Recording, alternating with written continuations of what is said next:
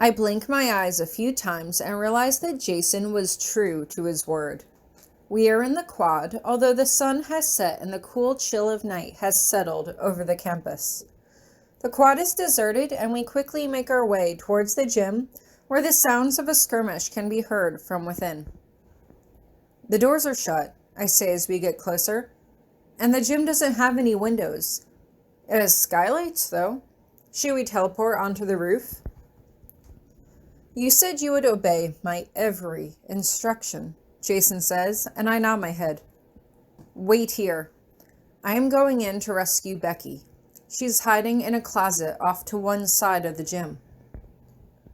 Shouldn't I go rescue her while you go save Hieronymous? I ask, and Jason just stares at me. Fine, I won't argue. Arguing is just going to waste time anyway. Find Becky and bring her right back here. He nods and instantly teleports away. How did he know where she was hiding? I'm wondering if perhaps he knows a spell that can help him see through walls that I hadn't learned yet, when I suddenly realize that he probably has special powers that the rest of us don't have because he's on the council. Melodia had told me that I had gifts, but were they anything like the powers he had? Or did it just mean that I had the potential to develop them? I don't have time to dwell on it more as Jason suddenly appears, an anxious Becky at his side. Oh, Tori! She rushes forward and wraps her arms around me, and I smooth back her hair. I am so sorry for what I said back there, Becky, I tell her quickly. I am so sorry. You knew it wasn't true, right? Of course not, miss, she says as she pulls away from me. It was all part of the plan. As soon as she teleported me out of the dungeon, your friends cornered her and she let go of me to duel them. They told me to run and hide, and I did. And you did a good job, Jason replies, stooping down to her level. But now I need you to help me with something, Becky. Becky turns to him, her eyes wide. Help you with something, sir? Yes, he answers. I have a plan to distract Potsdam, but I am going to need your help. Becky looks at me and then nods as she nervously steps away from me. Okay, just tell me what I can do to help. Wait a minute, I say quickly. Becky only has a few months of schooling under her belt. She doesn't know complex spells. She can't go in there. There's too much of a risk that she'll get hurt. That's okay, Jason replies. She doesn't need to know any spells for what I need her for. It's okay, miss, Becky says as she turns back to me. You've been so kind, you have, taking care of me and treating me so nicely. If I can help you in any way, please allow me the courtesy. Fine. I look away as I say the words, unable to bring myself to look at her. If something happened to her, it would be my fault for taking her away from Miss Minchin's in the first place. At the same time, I had to trust Jason to keep her safe. Fine. If you really want to do this, I don't want to waste time. I turn back to Jason. What do you want me to do? I want you to wait out here, he says firmly, and I stare at him. Wait out here? I repeat blankly. Screw that. I'm not going to wait out here while my friends are in danger. While Hieronymous is in danger? I saved Hieronymous from a demon king. I'm strong enough to take on Potsdam. You are leverage, he replies. If you go, you're only going to distract Hieronymous and put him in more danger. I pause as I consider his point. Now, cloak yourself and wait. Hieronymous and your friends will be escorted safely out of the gym soon. I just nod quickly as I wrap my fingers around my stone and cloak myself. Hieronymus's heartbeat was racing, and I could only hope that he wasn't seriously injured. This was my fight, but I had to admit that Potsdam's transgressions affected more than just me. Potsdam's removal from Iris Academy could potentially change the course of magical history, and I couldn't let my desire to help Hieronymus and my friends get in the way of that. But would I ever be able to forgive myself if something happened to them because I just sat here and did nothing? I wasn't sure I could.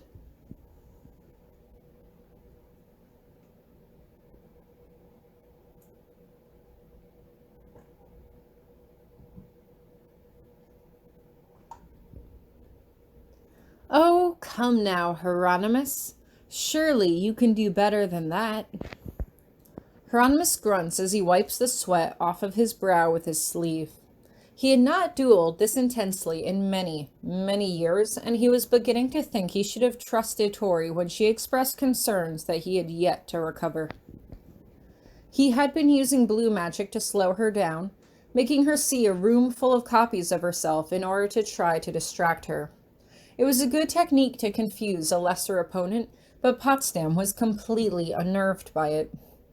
However, it did at least buy him and Tori's friends some time in order to regroup. I'm almost out of mana, Virginia pants quietly as Potsdam worked to rid herself of the illusions surrounding her. Hieronymous had set up the spell in such a way that they could only be dispelled one at a time, which meant they had at least 2 minutes to recover. I don't know how much I can keep this up for. I've used every red magic spell I know against her, and they all did nothing. Her shield is too strong, Minnie agrees with a shake of her head. I'm not sure what more we can do on our own. She is expecting a physical assault, Jacob reminds them. We need to do something that she's not expecting. During my first practice duel with Tori, she used a mixture of blind and poison to incapacitate me, Hieronymous says thoughtfully. But green and black magic is not my specialty. I am not sure how effective it would be. Blind might work, but poison would take too long, Minnie replies with a shake of her head. We need to figure out a plan now. I wish Tori was here, Virginia says softly. She'd know what to do. Hieronymous just shakes his head and says nothing. If anything, he was glad that Tori wasn't here. He couldn't risk putting Tori in any danger. Even though Potsdam had vowed not to hurt Tori and one accidental slip could lead to the end of her magic, Tori's life was not worth the risk. Especially when it wasn't just Tori's life anymore. Found you. Hieronymous quickly throws up his shield to protect himself and Tori's friends as they quickly scatter behind him. They all cast various attacks at Potsdam, but they don't seem to have any major effect. Stop this madness, Hieronymous growls at her. Your inane quest for power is going to get someone killed. It is not too late to stop this. You're right, she agrees. It's not too late to stop this. Just give me what I want, and I will give you what you want. The children can have their diplomas, and I will let you and Tori live out the rest of your lives in peace. All I want is Becky as my vessel to continue on after me. Grant me that, and we can all walk out of here together. No deal. Hieronymous looks past Potsdam to see Tori standing in the middle of the gym, her hands raised as if she was getting ready to fight. Finally! Virginia yells happily. There's my girl. Tori, run! Hieronymous yells at her, but he can't help but notice the look of alarm that crosses Potsdam's face. That's not possible, she thunders. You should be back in my dungeon. There is no way a child would be able to break through my wards. Tori, get out of here! Hieronymous yells again, but it's too late. In one swift move, Potsdam has teleported behind her, grabbing her around the neck. Well, well, well, Potsdam replies as Tori struggles to pull away. Looks like your escape might work out in my favor after all. She turns to regard Hieronymous. Now then, do as I say and Tori won't have to get hurt. You won't hurt her regardless, Hieronymous counters. You already made a vow not to hurt her. If you break that vow, you will lose your magic. If I hurt her physically, Potsdam reminds him. But what if she were to lose all of her memories? Hieronymous blanches. You wouldn't do that. You created a way to store her memories, didn't you? Potsdam asks. Then it should just be a simple matter of putting them right back in her head. Without warning, Potsdam puts her hands on either side of Tori's head, and Tori screams in pain. Hieronymous casts a spell, but Potsdam is able to deflect it. However, she is not able to protect herself from the blast that comes at her from behind, and as she collapses to the floor, Hieronymous takes advantage of the confusion to teleport in and grab Tori. Jason! Virginia shouts, and Hieronymous looks up suddenly to realize that he was the one who cast the spell. Get the kids out of here, Hieronymous, Jason says with a quick nod in his direction. We'll take things from here. As Hieronymous turns, he can suddenly see the figures of other teachers emerging from the shadows. No, Hieronymous says as he gets to his feet, still holding an unconscious Tori in his arms. No, she will pay for...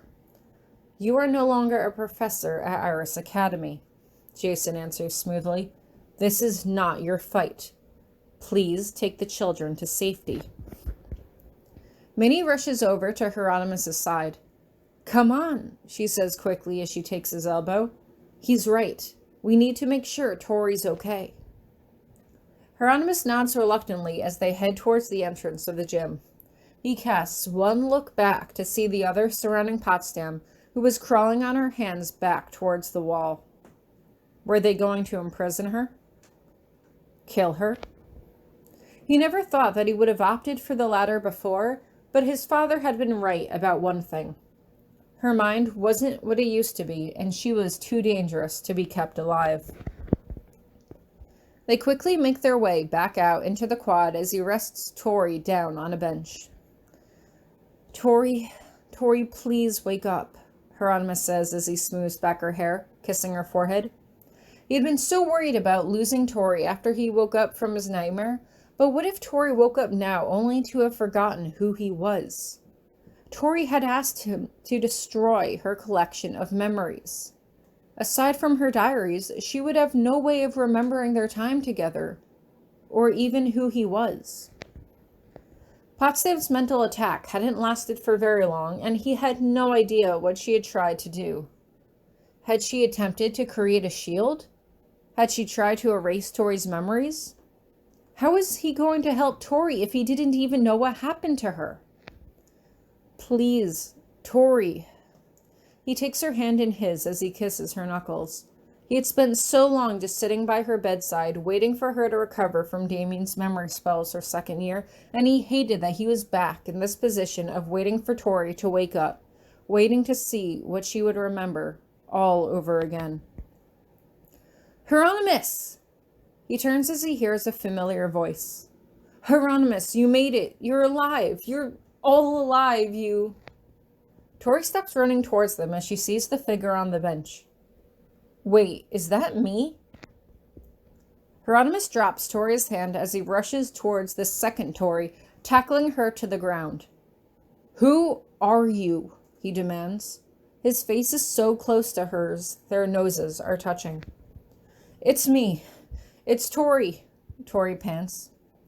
Why are there two Tories? Virginia asks as she comes around to get a look at her. Tell us something that only the real Tori would know. Hieronymous doesn't wait for an answer as he grabs Tori by the collar and pulls her to her feet. He is holding her so tightly that the tips of her toes struggle frantically to touch the ground as he hoists her into the air.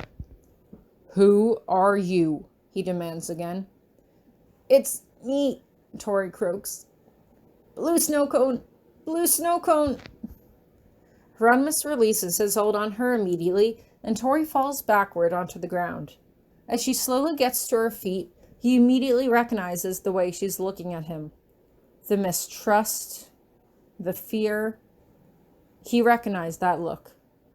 And it could only have come from Tori. Tori? He asks softly, and she nods. He wastes no time as he comes towards her quickly, wrapping his arms around her. Tori hugs him back, burying her face in his chest. Wait a minute, Jacob says. If you're the real Tori, who is that? Finally, I get to do something, Tori says as she holds her hand out and casts a spell on the figure. Almost immediately, the illusion starts to fall away. The blue hair fades to brown and the facial features rearrange themselves to reveal Becky lying on the bench.